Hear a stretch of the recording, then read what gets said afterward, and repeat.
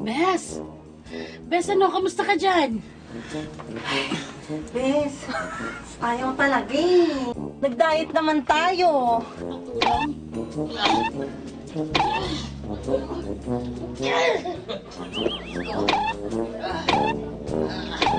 Saan tayo nagkulang? Sobra-sobra pa nga tayo, di ba? Namong problema ka rin ba dahil kahit anong effort ang gawin mo, humehelo pa rin ang iyong bilbil? Noong bata pa lamang, payatot daw itong si Beige kahit anong takaw pa niya. Nagsimula raw ang kanyang paglobo pagtungtong ng edad na 20 nang tuluyan na siyang mapabayaan sa kusina. Nagugutom ako, kakain ako. Magluluto ako ng adobo ng 3 a.m. Lumpiang Shanghai, dinuguan. Ang paglobo raw ni Beige naging turning point para sa pagbabago ng kanyang buhay. Sumali siya sa beauty pageant na Bilbiling Mandaluyong last year. At akalain niyong naging 4th runner-up pa siya. Pero ang beauty contest di lang pala patabaan. May pagandahan rin itong hangarin na siya ring fitness goals ngayon ni Beige. Binigyan po kami ng dare ng Bilbiling Mandaluyong. Sabi niya, after a year, pag pumayat kayo, yung mga nanalo, meron kayong prize, cash prize. Mula nang matapos ang pageant, 4 na buwan na raw niyang pinaghihirapang mapaliit ang kanyang bilbil. Sinubukan daw niyang magbawas ng pagkain, pero gayon pa man, malaki pa rin ang kanyang bilbil. Nag-ano ako, 1 meal a day. So lunch lang, kasi breakfast, puyat din ako. Tapos umiinom ako ng green tea 3 times a day. Sinabayan din niya ito ng workout. Sa katunayan, inaabot nga raw siya ng 6 na oras sa pag-exercise araw-araw. Simula nung nahilo ako ng first day, hindi ako umaalis sa gym hanggat hindi ko natatapos yung pinapagawa sa akin. May pagbabago naman daw siyang nakikita, pero kakaunti lamang. Kaya ang tanong niya, papaano nga ba talaga mapapaliit ang malaking tiyan? Sa isang tao, madalas na unang tumataba ang tiyan dahil dito mas maraming adipose tissue o yung cells na pinamamahayan ng taba. Nandito rin ang taba dahil malapit ito sa bituka. Kapag napipisil pa ang taba, subcutaneous fat ang tawag dito. Ibig sabihin, nasa ilalim lang ng balat at mas madaling paliitin. Pero kung ang taba ay yung matigas na at bilog na bilog, visceral fat na ito at ito po ang mas delikado. Nakakapit na kasi ang tabang ito sa mga laman loob natin. Mas maraming visceral fat, mas mataas din ang tsansang magkaroon ng sakit sa puso, diabetes at iba pang malalalang sakit.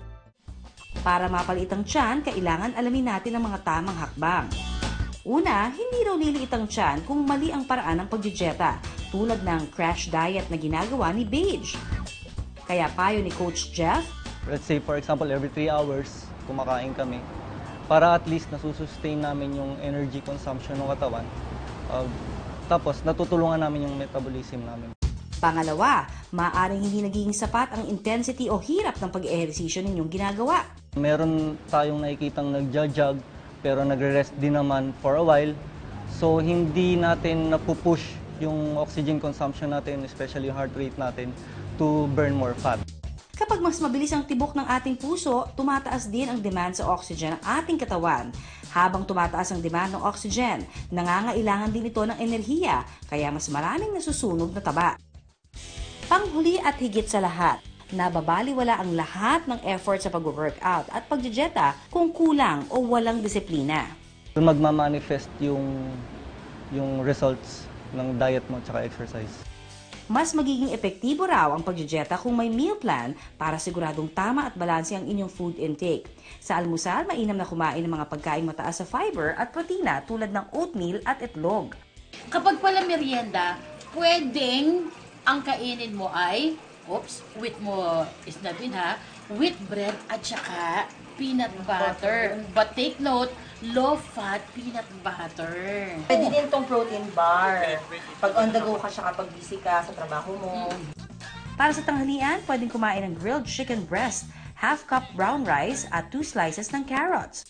Option din na magmerienda ng yogurt at ng gusto ninyong prutas para sa afternoon snack.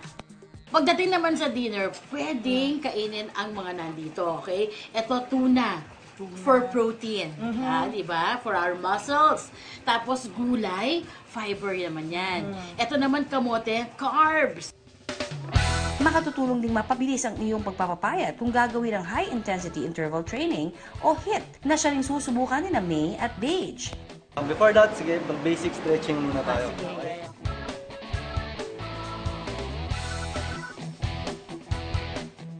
First exercise po natin is we're gonna do 10 air squats, tapos jump po tayo sa kabilang phone. We're gonna do 8 modified push-ups, then jog back, tapos ulitin natin yung 10 air squats. Sa HIIT, mabibilis at matitindi ang exercises na paulit-ulit ginagawa at maikli lang ang oras para magpahinga o yung recovery period.